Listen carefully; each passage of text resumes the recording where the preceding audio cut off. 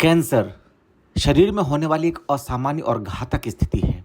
इंसान के शरीर में जब सेल्स के जीन्स में किसी भी तरह का बदलाव आने लगता है तो कैंसर की शुरुआत होती है। कैंसर अपने आप से भी हो सकता है या फिर गुटखा, तंबाकू या कोई भी नशीले पदार्थ का सेवन करने से हो सकता है। इसके लिए अल्ट्रावायलेट रेज और रेडिएशन भी जिम्मेदार है। भारत कई कैंसर के मामलों में पूरी दुनिया में अव्वल है। ऐसे में जब अप्रैल के महीने को हेड एंड नेक अवेयरनेस के तौर पर मनाया जा रहा है, तो आज हम सिर और गले के कैंसर के बारे में विस्तार से जानेंगे। और इस पर हमारे साथ बात करने के लिए मौजूद हैं अपोलो हॉस्पिटल नवी मुंबई के डॉक्टर अनिल डिक्रूज जी। अनिल डिक्रूज ऑन्कोलॉजी के डायरेक्टर हैं, साथ ही senior head and neck surgeon हैं। पहला सवाल आपसे यही रहेगा कि जब अप्रैल का महीना हेड एंड नेक अवेयरनेस के तौर पर मनाया जा रहा है, इस विषय पर आप क्या सोचते हैं? कैंसर 15-20 साल पहले इतनी बड़ी प्रॉब्लम नहीं थी अपने देश में। अब इन दिनों में कैंसर की इंसिडेंस बढ़ रही है। 5 साल पहले हमारे देश में 11 लाख कैंसर केस हुआ करते थे। आज की तारीख में 14 लाख केस हैं और प्रिडिक्शन के अनुसार अभी आने वाले 5, 7, 10 साल में ये 14 लाख 20 लाख हो जाएंगे। जैसे ही हमारी देश की लाइफ स्पैन, लोगों की लाइफ स्पैन बढ़ती जा रही है और जैसे ही हमारी लाइफस्टाइल में परिवर्तन आ रही है, कैंसर की इंसिडेंस हमारे देश में बढ़ रही है। अपने देश में ही नहीं, ये पूरी दुनिया में कैंसर की इंसिडेंस बढ़ रही है। बट डेवलपिंग कंट्रीज आने वाले 10-15 साल में सबसे ज्यादा कैंसर केसेस डेवलपिंग कंट्रीज में होगी।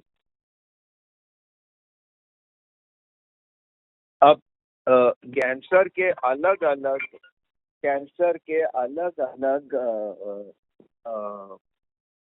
कॉजेज हैं। सबसे इम्पोर्टेंट कॉज और अपने देश में तंबाकू की वजह से जो कैंसर होती है, 40 से 50% कैंसर के केसेस अपने देश में तंबाकू की वजह से होते हैं। अपने देश में अबाउट 25 to 30% सब cancer case head and neck cancer है और इसमें से 90% कैंसर इसमें से तंबाकू and to a lesser extent alcohol की वजह से होती है। हेड एंड नेक के कैंसर ब्रेन से नीचे और जो कॉलर बोन होती है उसके ऊपर जितनी भी ऑर्गन्स, जितनी भी हमारी, इस एरिया को हम हेड एंड नेक बोलते हैं। ज्यादातर हेड एंड नेक कैंसर अपने देश में सब हेड एंड नेक कैंसरों में से 40% मुंह में होती है, गालों में, जबान में, जबड़े में और तालू में। और ये अगेन हमारे देश में हम लोग तंबाकू एक अनोखे प्रकार से अपनाते हैं, भी चबाते हैं। विदेश में लोग स्मोकिंग करते हैं, वहां पे लंग कैंसर मोर कॉमन है, फेफड़ों की कैंसर।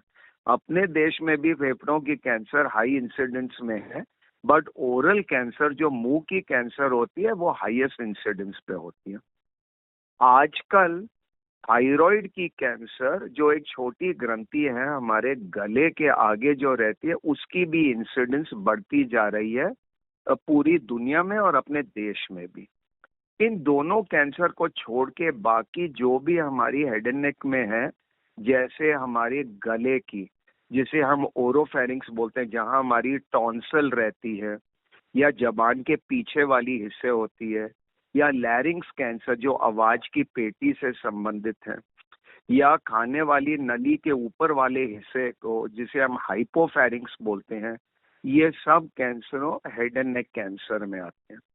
ब्रेन की कैंसर न्यूरोसर्जन इलाज करते हैं और आजकल आंखों की कैंसर हमसे ओपिनियन लेते हैं और जब हम इसकी इलाज करते हैं हम ऑक्यूलर ऑन्कोलॉजिस्ट, वो भी अलग स्पेशलिटी होती है। बाकी ऊपर की जगह में, जैसे हमने बोला ब्रेन के नीचे कॉलर बोन के ऊपर जो भी कैंसर हो, वो हमारे हेड एंड नेक कैंसर की डिवीजन में आते हैं। जी। सर, आपने कई कैंसरों की बात की, लेकिन उसमें से कई ऐसे कैंसर हैं जिसमें भारत विश्व में सबसे ज़्यादा प्रभावित देशों में से है। तो सवाल उठ रहा है कि ऐसा क्यों है कि इतना इम्पैक्ट इंडिया में उस कैंसर को लेकर, और इसके क्या कुछ सॉल्यूशंस देखते हैं आप? राजेश जी, जैसे मैंने आपको बताया, अपने देश में ओरल कैंसर सबसे कॉमन है, गालों की और जबान की। विदेश में लगभग हम लोग अपनी भाषा में बोलते हैं, मेडिकल टर्म में, पर 100,000 कितनी केस होती है। विदेश में लगभग 3 से 5 पर 100,000 होती है, बट अपने देश में उससे दुगने इंसिडेंस पे होती है, 9, 10, 11 पर 100,000। अपने देश में बेसिकली साउथ ईस्ट एशिया में बांग्लादेश, अपने देश में पाकिस्तान। अब ये क्यों? बिकॉज यहाँ हम लोग तंबाकू चबाते हैं। जब आप चबाते हो तंबाकू, तो उसका असर लोकल पड़ता है, इसलिए ओरल कैंसर बहुत इम्पोर्टेंट है। अब लोग समझते हैं, कोई लोग समझते हैं कि तंबाकू खराब हैबिट है, बट तंबाकू ही नहीं, अपनी जो सुपारी रहती है, जो हम लोग बीटल नट या अरेका नट बोलते हैं, वो भी बहुत हानिकारक है। Areca nut, international agency of research of cancer, जो WHO की एक भाग है, उन्होंने एरिका नट को ग्रेड 1 और क्लास 1 कार्सिनोजेन में है। मतलब जितना हानिकारक तंबाकू होता है, उसी तरह सुपारी भी प्रॉब्लमेटिक होती है। बहुत लोग सोचते हैं कि मैं सादा पान खाता हूँ, मैं सादी सुपारी खाता हूँ, मैं नॉन तंबाकू पाउच खाता हूँ, वो इक्वली हानिकारक है। सो मैसेज क्या है कि तंबाकू इज बैड, जो सुपारी है दैट इज इक्वली बैड। और आप ये दोनों चीज लेंगे और साथ में ड्रिंक भी करेंगे अल्कोहल, वो भी बहुत खतरनाक है। जो लोग तंबाकू और साथ में शराब लेते हैं, उनकी इंसिडेंस कैंसर होने की दुगना नहीं, 20-30 गुना ज्यादा होता है जब दोनों आदतें आदमी अपनाता है। ज्यादातर लोग जो स्मोकिंग करते हैं, तंबाकू लेते हैं, वो ड्रिंक्स भी लेते हैं, तो इट मेक्स दी इंसिडेंस बहुत हाई कर देती है। जी। सर, अब अब जी। अब इसके लिए हम अपने देश में क्या कर सकते हैं? आप, हमारे यहाँ ग्लोबल अडल्ट टोबैको सर्वे होती है, जिसमें हम देखते हैं कि लोग कितना तंबाकू लेते हैं, कितनी परसेंटेज लोग अपने देश में तंबाकू लेते हैं। लास्ट जो गैट सर्वे हुई है, ग्लोबल अडल्ट टोबैको सर्वे, वहाँ कम से कम 40 से 42% लोग अपने देश में तंबाकू अपने अपनाते हैं। 10 से 15-20% लोग यंग उम्र में, 13 और 19 की 20 में, ये हैबिट को अपनाते हैं। तो तंबाकू अपने देश में ना हो, तो ये कैंसर की इंसिडेंस कम होगी। जी, ज़ाहिर तौर पर तम्बाकू एक बड़ा एक तरीके से रीज़न है, लेकिन सर वो कौन से लक्षण हैं जिनके प्रति लोगों को सचेत रहने की ज़रूरत है? और दूसरा, उसे नज़रअंदाज नहीं करना चाहिए, और कैंसर तो आपने इसके सामान्य कारण हैं, वो क्या क्या कुछ है? तो जैसे राजेश जी, हमने आपको बताया था, एक आपकी हैबिट्स में परिवर्तन आनी चाहिए। मतलब बिल्कुल no to tobacco, no to supari, no to drinks. तो ये आदतें आपकी नहीं होनी चाहिए। Head and neck oral cancer की एक और कॉज है, जैसे आपके दांत, जैसे हम लोग बोलते हैं पुअर डेंटल हाइजीन, आपके दांत खराब है, नोकीले हैं, जबान को लगता है, गाल को लगता है, या आप डेंचर पहनते हो जो बराबर फिट नहीं होती, वो रगड़ रगड़ के उस जगह में कैंसर कर सकती है। ज्यादातर ये प्रॉब्लम जिन लोग तंबाकू सुपारी लेते हैं उनको ज्यादा होती है, but even without this habit people can get cancer. लोग जिनकी ओरल हाइजीन ठीक नहीं है और जिन लोगों की डाइट ठीक नहीं है, उन लोगों को भी कैंसर होने की रिस्क थोड़ी ज्यादा रहती है। अब हम मैसेज क्या देंगे अपने जो व्यूअरशिप है, जो लोग हमको सुनते हैं, कि एक, प्लीज अपनी आदतें बंद कीजिए। आपकी डेंटल हाइजीन ठीक होनी चाहिए। आपके कोई इल फिटिंग डेंचर हो, शार्प टीथ हो, प्लीज जाके आप अपने डेंटिस्ट से मिलके उसको ठीक कर दें। ओरल हाइजीन एकदम अच्छी होनी चाहिए, मतलब आपका मुंह हर समय साफ सुथरा रहना चाहिए और आपकी डाइट ठीक होनी चाहिए। 90% ये कैंसर्स नहीं होंगे हमारे पेशेंट लोग को। 10% कैंसर विदाउट टोबैको अल्कोहल की हैबिट से होती है। हम लोगों को ये मैसेज देना चाहते हैं कि cancer is curable if detected early, मतलब फर्स्ट स्टेज में आओगे 95% क्योर रेट होगी। अब हम लोगों को कैसा मालूम है कि कैंसर हेड एंड नेक में हो रही है या अर्ली साइंस में है?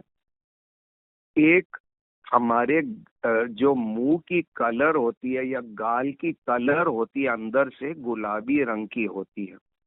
जब इसमें सफेद या लाल रंग के पैचेस आने लगे तो इसको हम प्री मेलिग्नेंट चेंज बोलते हैं। ज्यादातर जो लोग ये पान सुपारी अपनाते हैं, मुंह में कलर चेंज आती है, ये प्री मेलिग्नेंट, बिफोर कैंसर एक स्टेज पहले। जैसे ही आपके मुंह में कोई कलर चेंज आए जो आपके मुंह में 4 to 6 वीक्स तक ठीक नहीं हुआ, please go and see a specialist.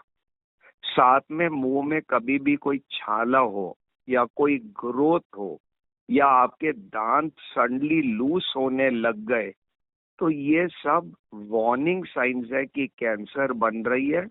आप जाके अपने डॉक्टर या स्पेशलिस्ट से मिले। बाकी हेड एंड नेक में गले में कभी कोई चेंजेस आए या वहां कैंसर हो, गिलने में प्रॉब्लम आ सकती है।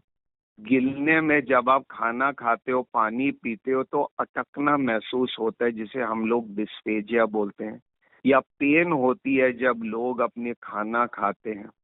या आवाज में परिवर्तन आती है। जब आवाज की पेटी से संबंधित कोई कैंसर डेवलप हो रहा है तो आवाज में कोई चेंज होगी। अब हमारी आवाज कभी कभी चेंज हो जाती है सर्दी जुकाम की वजह से।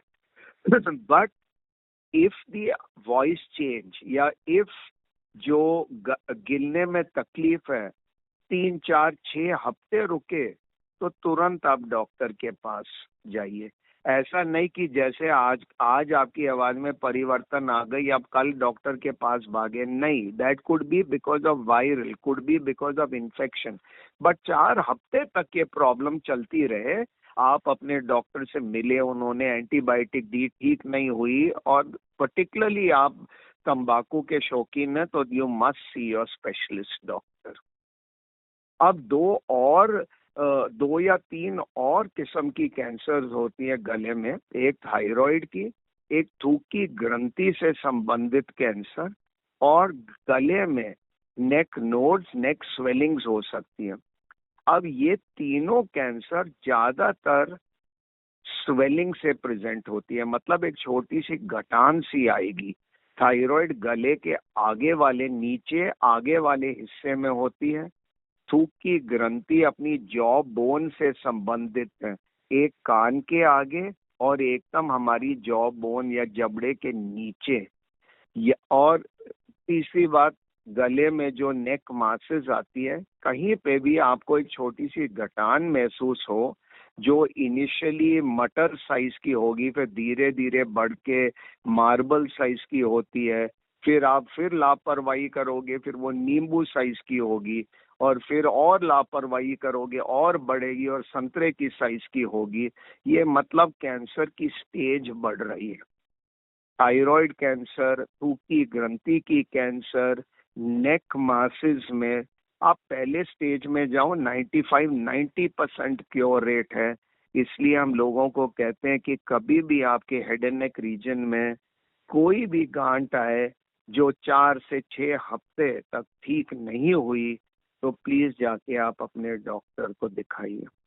अपने देश में एक और प्रॉब्लम है, जब लोगों को गले में गांठ होती है, यहाँ हमारे जो जनरल प्रैक्टिशनर्स हैं टीबी की बीमारी बहुत कॉमन है अपने देश में, तो लोग कभी विदाउट टेस्ट करके टीबी की दवा लिखते थे।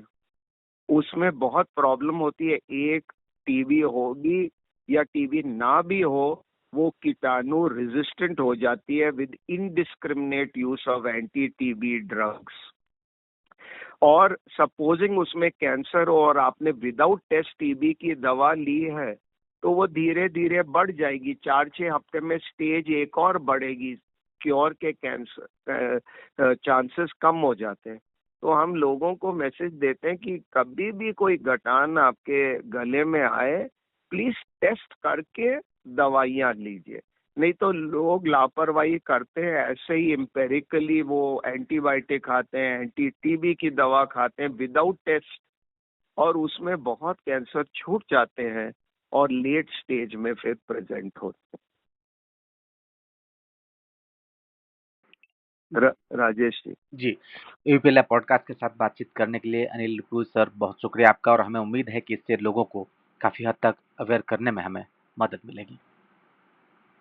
Thank you Rajesh ji. This month हमारे लिए बहुत महत्वपूर्ण मंथ है। इसको हम head and neck cancer awareness month बोलते हैं। इसमें हम लोगों को जानकारी देते हैं हेड एंड नेक कैंसर क्यों होता है। आपको कोई तकलीफ हो, please go and see the doctor immediately. और इससे हमारी ये उम्मीद है कि ये कैंसर की इंसिडेंस कम हो अपने देश में, और जिन लोगों को होगी भी बदकिस्मती की वजह से, वो अर्ली स्टेज में आए। नेक्स्ट मंथ भी हमारे लिए बहुत महत्वपूर्ण मंथ है। WHO उसको नो टोबैको मंथ बोलते हैं, और मई 31 को नो टोबैको डे अपनाया जाता है, और उसमें भी हम यही मैसेज देते हैं कि स्टॉप टोबैको।